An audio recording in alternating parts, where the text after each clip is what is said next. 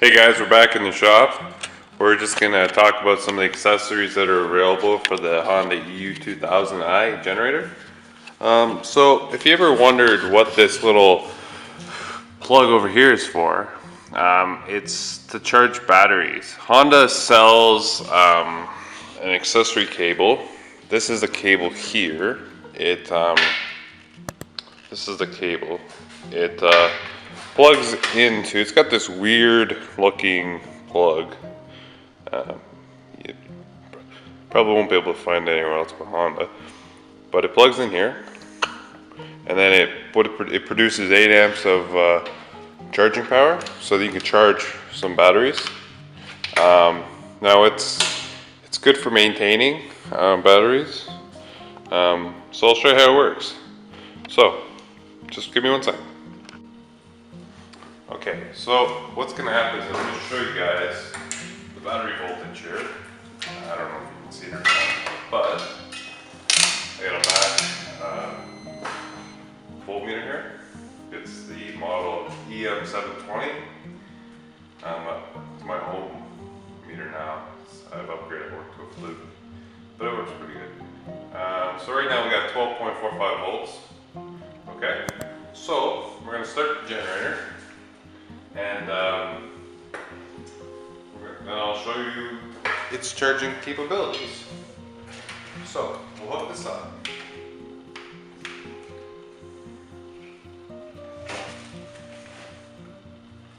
Positive, negative. Always negative last. Okay. So I don't know if I'll break this over. Zoom in and see. We are reading 12.45 volts. Okay, so we're gonna go ahead and fire up the generator. Click that power on. It's warm already. We'll fire it up.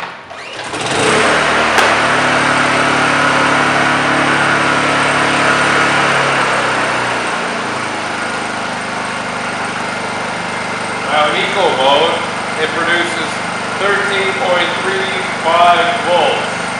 Okay? If we ramp it up to off eco,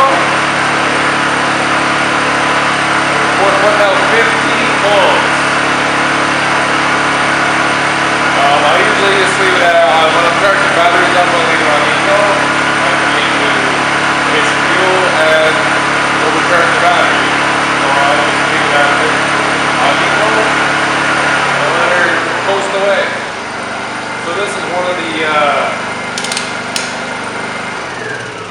accessories that Honda sells. You can buy it at any power sports dealer. I bought mine off Amazon, but you can find it on Amazon, eBay, any of those sites. It works. Works pretty good. Keeps batteries maintained. It doesn't produce a lot of amperage, so you can't just hook this up and jump start a car. It's gotta sit there for an hour or so and trickle charge up. But for the most part, it's not bad. What else can I tell you about it? It's got a little breaker. Never had to use it. Oh, one thing to keep in mind is my hour meter on my Honda generator over here is it works on off DC. So what I had happen when I was, first fiddling around with this thing is what I did was I was always trying to just keep my batteries maintained with this. So what I did was I left this hooked up, right? And what happened is I don't know if you can hear it or not, but when you plug this in, my hour meter on this thing is 12 volts rather than 110. So what happens is as soon as the generator comes on, it produces the 12 volts. The hour meter senses that it's charging, and what happens is it turns the hour meter on. Well, this also produces 12 volts. So if you leave your battery hooked up to it, your hour meter will start ticking away on you, and it won't be accurate. So I kind of learned the hard way. I put about 8 hours of battery into the hour meter, but it's okay.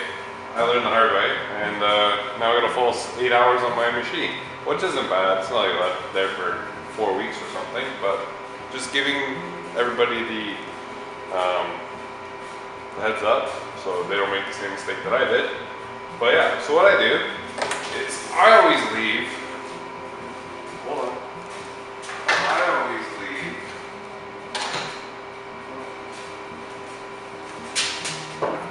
I always leave this cord inside the generator.